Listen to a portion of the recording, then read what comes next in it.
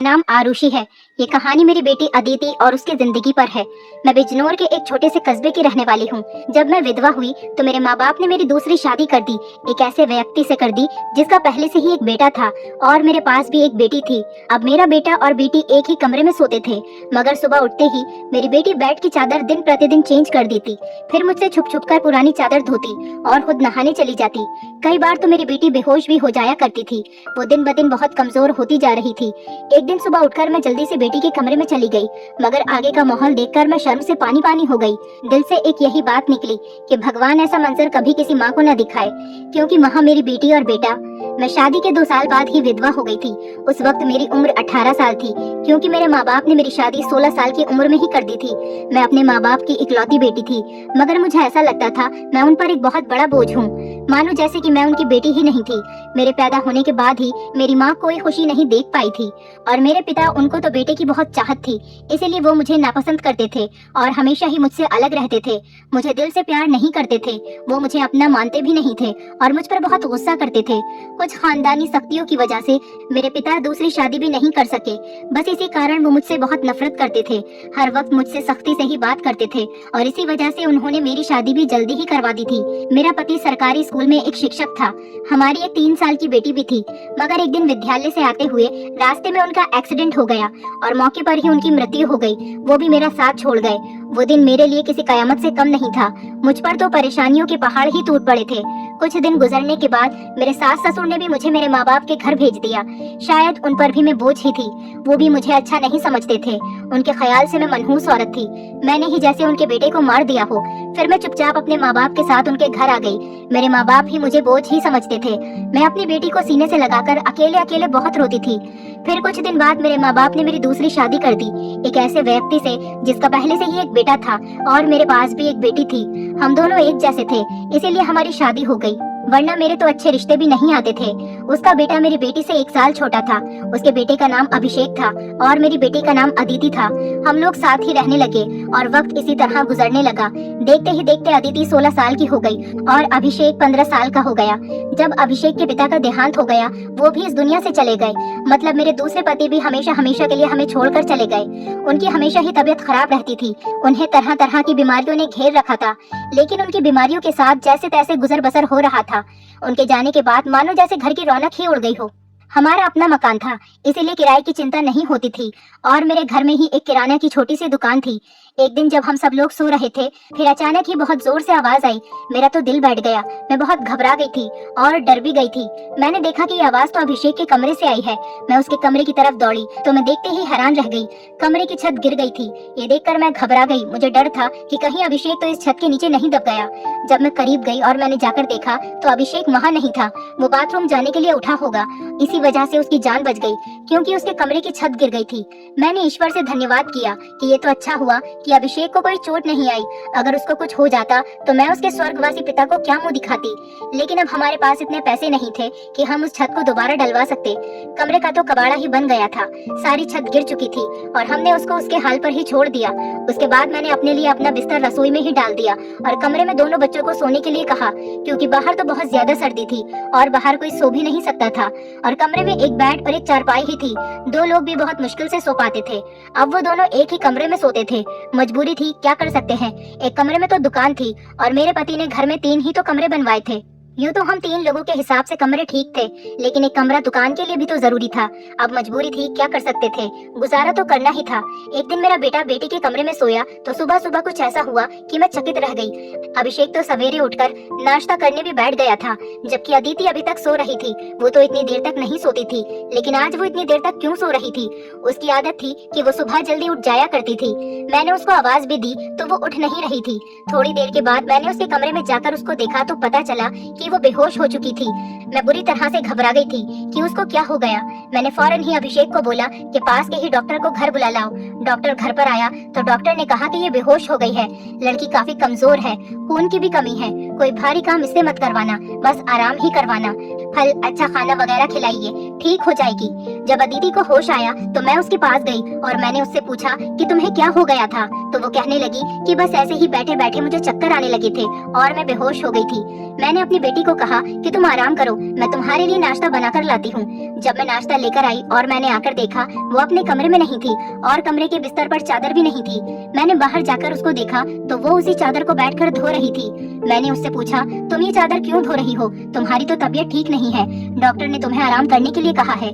मैं उस पर बहुत चिल्लाई और कहा कि यहाँ से उठो, अपने कमरे में जाओ और नाश्ता करो, कुछ खाओ पियो, तभी तो ठीक हो जाओगी। उसने कहा, नहीं नहीं, मुझे ये चादर जरूर धोनी है, बिस्तर पर बिछाने के लिए हमारे घर में एक ही तो चादर है। मैंने कहा कि अचानक से ये चादर धोने का भूत तुम्हारे सर पर क्यों सवार हो गया है? इतनी तो चादर गंदी नहीं थी जो तुम उसको धोने के लिए बैठ गई। छोड़ दो इसे, मैं खुद इस चादर को धो दूंगी, उठो यहाँ से। उसने मेरी बात नहीं मानी और चादर को छत पर सुखाने के लिए चली गई। उसके बाद ही उसने नाश्ता किया, फिर थोड़ी देर के लिए वो सो गई और अभिषेक भी काम पर जा चुका था। उसको सिर्फ मैंने हाई स्कूल तक ही पढ़ाई करवाई थी और वो एक कपड़े की दुकान पर काम करता था। वो बहुत ही मेहनती था। घर वाली दुकान तो मैं खुद ही चला लिया करती थी, वैसे भी उस दुकान में ज्यादातर बच्चे ही आते थे। दिन इसी तरह से गुजर गया। उस दिन अभिषेक ने मुझसे कहा, आज मैं खाना खाकर आया हूँ। वो देर से आया था और अदिति भी पहले से ही कमरे में सो चुकी थी, वो भी जाकर कमरे में सो गया। मैंने भी रसोई में अपनी चारपाई डाल रखी थी। जगह बदलने की वजह से मुझे नींद नहीं आ रही थी। मैं अपने पति को याद ही कर रही थी।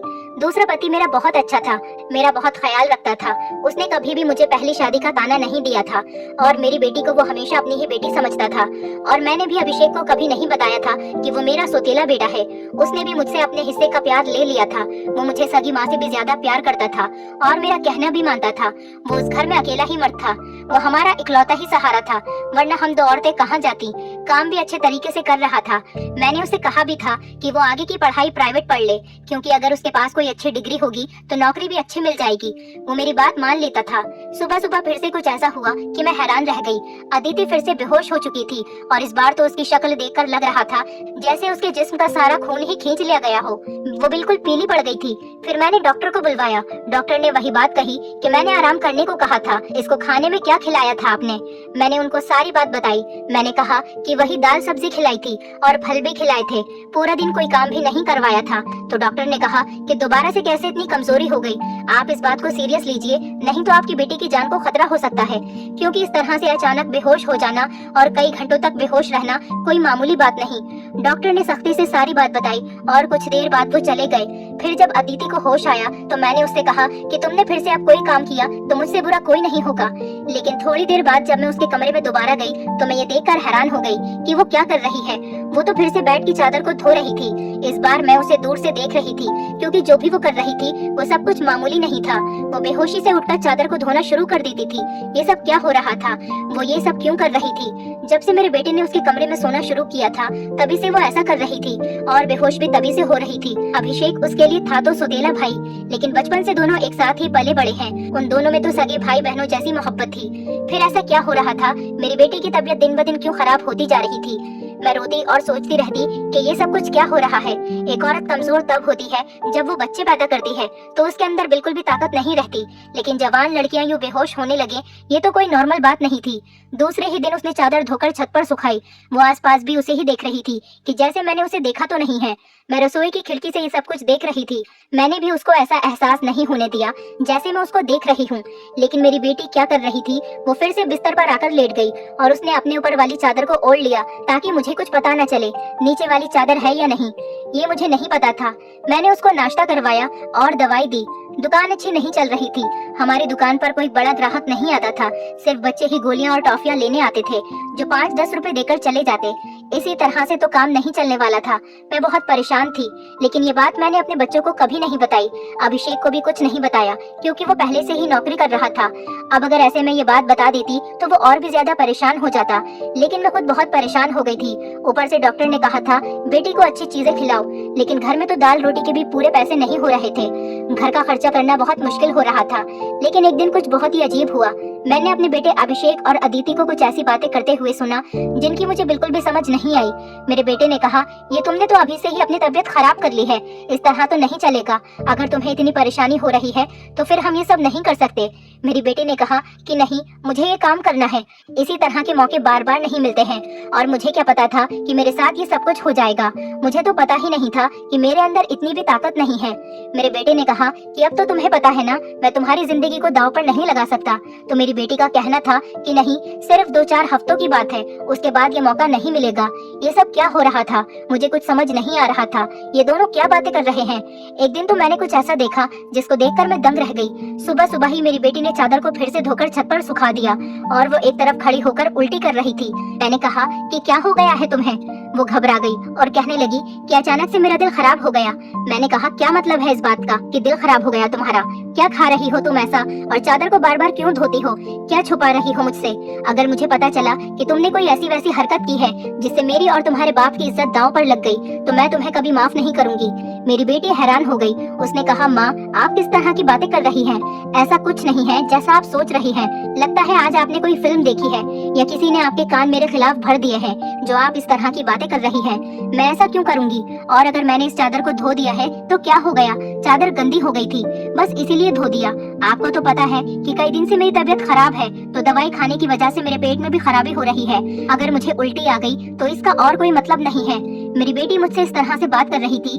मैंने उसके मुंह पर थप्पड़ दे मारा और वो जमीन पर गिर गई। तभी अचानक अभिषेक भी आ गया। उसने कहा कि माँ, आप ये क्या कर रही हैं?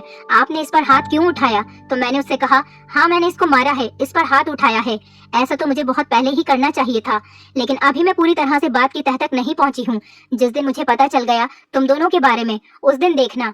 अब मुझे खुद पता नहीं था कि मुझे क्या हो गया था। मेरे दिल में जो बात आ रही थी मैं वही बोलती जा रही थी, जो कि मुझे इस तरह नहीं करना चाहिए था। रात को अचानक मेरी आंख खुली और मैंने देखा कि मेरे बच्चों के कमरे की लाइट जल रही थी। उस वक्त वो क्या कर रहे थे? उनको तो इस समय सो जाना चाहिए था और मुझसे तो शाम को कह रहे थे कि आज हम जल्दी सो जाएंगे। मैं जब कमरे के करीब गई तो वो ना सिर्फ जाग रहे थे बल्कि बातें भी कर रहे थे। किसी बात पर बहुत ज्यादा खुश हो रहे थे।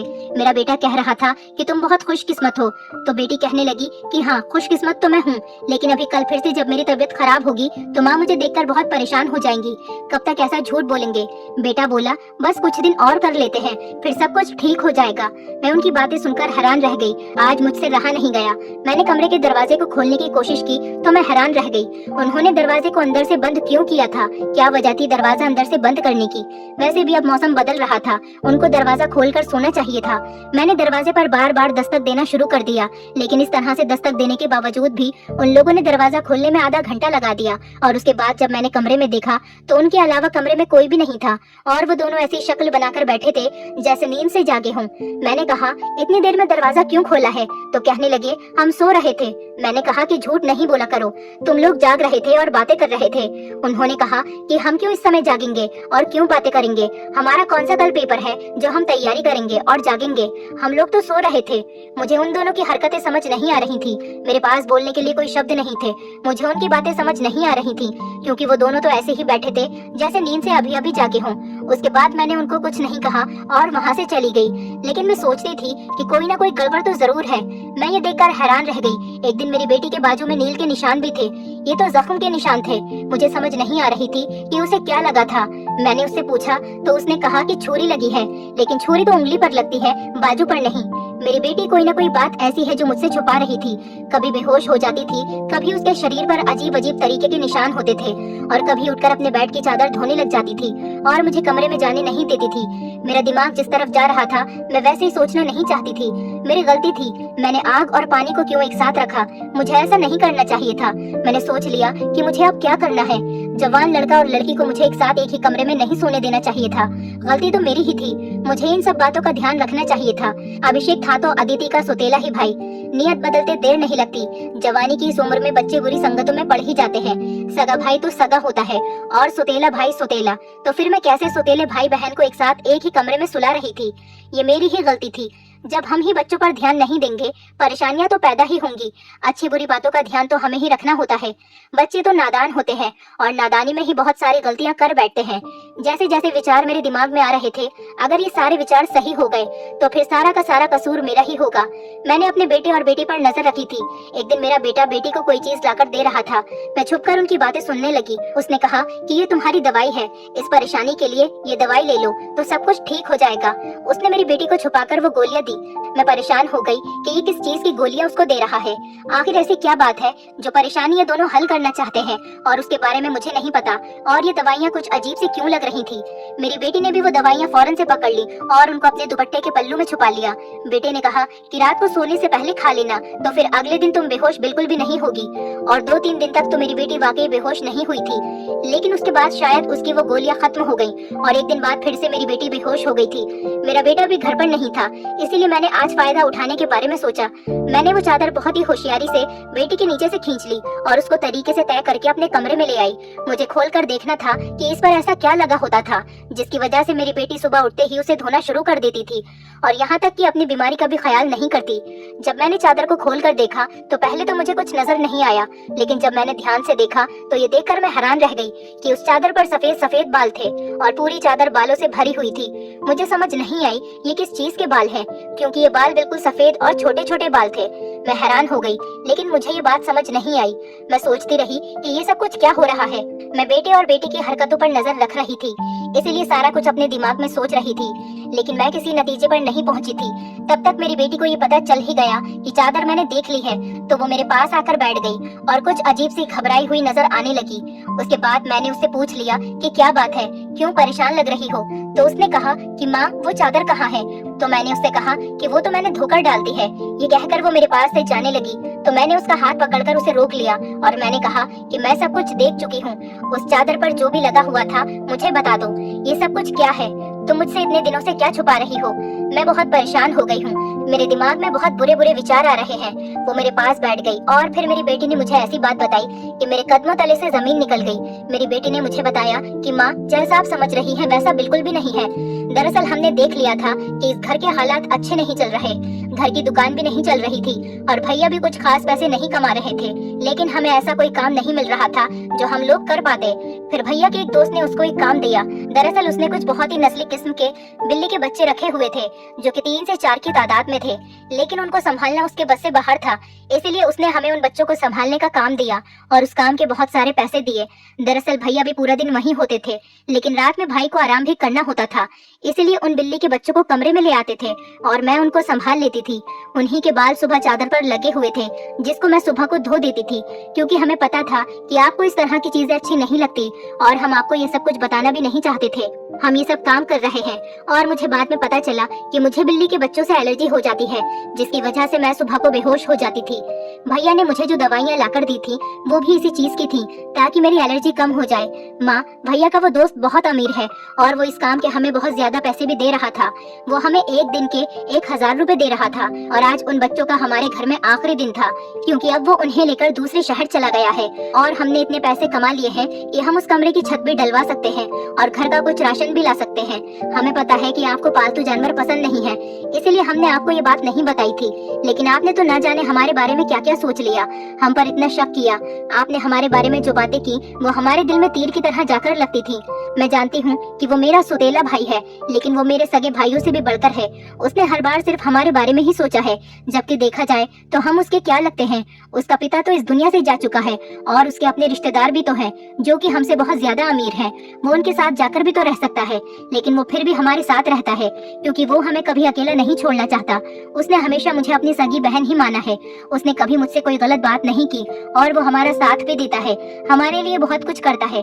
पूरा दिन वो काम करता था, रात को मैं उसकी मदद करती थी। वो कहता था कि वो रात में भी ये सब कुछ कर लेगा, दिन भर तो वो बेचारा मेहनत करता था, इसीलिए मैंने उससे कहा कि रात को तुम आराम किया करो, बच्चों को मैं देख लूंगी, इसीलिए मैं उसकी मदद कर रही थी। मुझे ये सुनकर बहुत ही ज्यादा अफसोस हुआ और मुझे खुद पर बहुत गुस्सा भी आ रहा था। मैंने अपने बच्चों के बारे में क्या क्या सोचा। मैं अपने बच्चों के बारे में जितना गलत सोच रही थी, मेरे बच्चे उससे भी कई गुना ज्यादा अच्छे हैं। इतनी गलत बातें मैंने उनके बारे में सोची जितनी मुझे सोचनी भी नहीं चाहिए थी। हमने ये बात अभिषेक को नहीं बताई, अदिति ने भी उसको कुछ नहीं बताया कि मुझे सारी बात का पता चल गया, क्योंकि अब ये काम वैसे भी खत्म हो गया था और मैं उसकी नजरों में और ज्यादा गिरना नहीं चाहती थी। कुछ दिन बाद अभिषेक ने उस कमरे की छत डलवा दी और अब हमारे घर का कमरा भी ठीक हो गया था। धीरे धीरे हमने बहुत मेहनत की। मेरी बेटी ने भी घर में बच्चों को ट्यूशन पढ़ाना शुरू कर दिया था। हमारे हालात पहले से बेहतर होने लगे। धीरे धीरे इतने बेहतर हो गए कि हमारे घर में कोई तंगी नहीं रही। मेरे साथ जिंदगी ने बहुत बुरा किया था, लेकिन अच्छा ये किया कि मुझे बहुत ज्यादा नेक और अच्छे बच्चे दिए, चाहे वो मेरे अपने थे या पराए। ईश्वर की कृपा से मेरे दोनों बच्चे बहुत ही मेहनती हैं और इस बात को समझते हैं कि अभी उनकी मेहनत के दिन है। हाथ पर हाथ रखकर नहीं बैठ सकते, क्योंकि उनके सर पर पिता का साया नहीं था और मैं भी कुछ खास कर नहीं सकती थी। इस बात का उनको एहसास था और ये एक बहुत बड़ी बात है। ईश्वर की कृपा है कि अब सब कुछ ठीक हो गया। ऊपर वाले का लाख लाख शुक्र हुआ।